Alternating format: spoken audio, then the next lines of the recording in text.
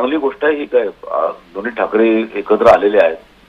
बाळासाहेबांच्या मनातली जी गोष्ट होती ती आज निदान त्यांच्या नंतर तरी कुठे दिसते आहे. राजकारणात ते दोघं एकत्र येतील का नाही अजून सांगता येत नाही, त्याला काळ जाऊ द्यावा लागेल. निदान दोघं एकमेकांना भेटायला लागलेले आहेत, एकत्र फिरायला लागलेले आहेत, एकत्र स्टेजवर यायला लागलेले आहेत आणि बाळासाहेबांच्या स्मृतीस्थळावर ते दोघं एकत्र आले ही शिवसैनिकांसाठी फारच चांगली गोष्ट आहे. शेवटी बाळासाहेब हे कसे कुटुंब वत्सलग्रस्त होते आणि त्यांना त्यांच्या लोकांना राहायला आवडायचं, त्यांचे सगळे मुलं बाळा नातवंड एकत्र असावी त्यांना वाटायचं आणि त्यांच्या नंतर निदान हे सगळे ते असताना ते फुटाफुटी झाली सगळा भाग वेगळा, पण त्यांच्या नंतर हे एकत्र आलेले आहेत. ते पाहून बाळासाहेब इथे कुठे असतील ते पाहून त्यांना नक्कीच बरं वाटत असेल. राजकारणामध्ये अनेक गोष्टी घडत असतात, राजकारणात एकमेकांच्या विरोधामध्ये बोलणं चालू असतं. आता दोघांना एकमेकांची गरज, राजकीय गरज दोघांना निर्माण झालेली आहे खरं आहे, पण तरीही एकमेक राजकारणाच्या दृष्टीने पूरक ठरतील का एकमेकांना हा अजूनही त्याचा प्रश्नच आहे. पण निदान ही सुरुवात झालेली आहे, ही काही कमी नाही. ठाकरे बंधू एकत्र यायला लागलेले आहेत, ठाकरे कुटुंब एकत्र यायला लागलेलं आहे, ही चांगली गोष्ट आहे. जी उदय सर, हाच मुद्दा जर पाहिला तर राजकीय समीकरणांचाही विचार होतो, कारण मग महाविकास आघाडीचं काय होणार? काँग्रेसने एक वेगळी भूमिका घेतलेली आहे आणि यावर मनसेकडूनही अशी प्रतिक्रिया आलेली आहे की ना आम्ही त्यांना युतीचा प्रस्ताव दिलाय ना त्यांनी आम्हाला. त्यामुळे मग जर ठाकरे बंधू एकत्र येत असतील तर काँग्रेसची ही भूमिका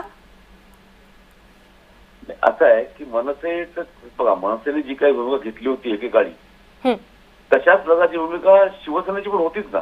बाळासाहेबांच्या काळात ती तेव्हा यांच्या विरुद्ध होती, दक्षिण भारतीयांच्या विरोधामध्ये होती, मनसेने उत्तर भारताच्या विरोधामध्ये होती आणि ती घेतली होतीच ना. म्हणजे शिवसेनेची भूमिका तीच होती. तर काँग्रेसला आता हे काय झालंय, काँग्रेसला आता सतत आपलं काही ना काहीतरी तक्रार करून कुठून तरी बाहेर पडायचंय. हे जे शिवसेनेचं जे काही त्यांच्या बरोबर त्यांना असं वाटतं की आपल्याला चिकटलेलं आहे, कारण असं आहे की शिवसेनेला आता मुस्लिम मतं मिळायला लागली, शिवसेनेला दलित मतं मिळायला लागली उद्धव ठाकरेंच्या शिवसेनेला, आणि आपल्या मतांमध्ये कुठेतरी ही वाटेकरी निर्माण झालेली आहेत असं काँग्रेसचे स्वतःबद्दलचा एक समज आहे की हे दलित मुस्लिम अल्पसंख्याक हे सगळे आमचेच मतदार आहेत असा एक त्यांचा समज आहे. आणि त्या समजामधून त्यांना असं वाटतं की आता शिवसेना आपल्या बरोबर असेल तर तो आपल्या मतांमध्ये पुन्हा एकदा छेद होईल. तर त्यांना ह्या शिवसेनेपासून खरं तर बाहेर पडायचं निमित्त मनसे आहे. तर मनसे काही मूळ भाग नाहीये. मनसेने यांना मारलं त्यांना मारलं हा आता ठीक आहे, आता नवीन भाग राहिलेला नाहीये. तर त्यांच्या पक्षाचं एकेकाळी धोरण, प्रत्येक पक्षाची धोरणं बदलत असतातच ना, पुढे कायम राहिली धोरणं. काँग्रेसची तरी धोरणं पूर्ण कुठे कायम राहिलेली आहेत. तर धोरणं ही बदलत असतात त्यांची, ती काही धोरण कायम राहत नाही. हे कारण त्यांना पाहिजे कुठून तरी यातून बाहेर पडायला, कारण महापालिका निवडणुका त्यांना सोबळावरच लढायच्या आहेत, स्वतःच त्यांना हे करायचं आहे आणि म्हणून ते बाहेर पडायला बघतायत. ते मनसे बरोबर आहे का नाहीये एक त्यांना एक कारण आहे त्याच्यासाठी. उदय सर, व्यासपीठावरची दृश्य समोर आलेली आहे. थोड्या वेळा आधीच राज ठाकरे उद्धव ठाकरेंनी एकत्रित अभिवादन केलेलं आहे बाळासाहेब ठाकरे यांना. मात्र यावेळी राज ठाकरेंसोबत शर्मिला ठाकरे आणि अमित ठाकरे हे दिसले नाही. यातून काही अर्थ काढता येईल का?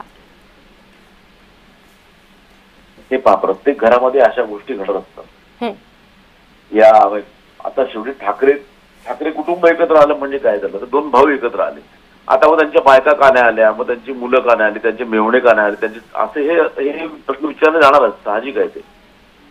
आणि ते त्यांचे कौटुंबिक विषय असेल, कुठे काही त्यांचे एंगेजमेंट असतील, आपल्याला माहित नाहीये. आता बोलण्यात काय अर्थ नाही.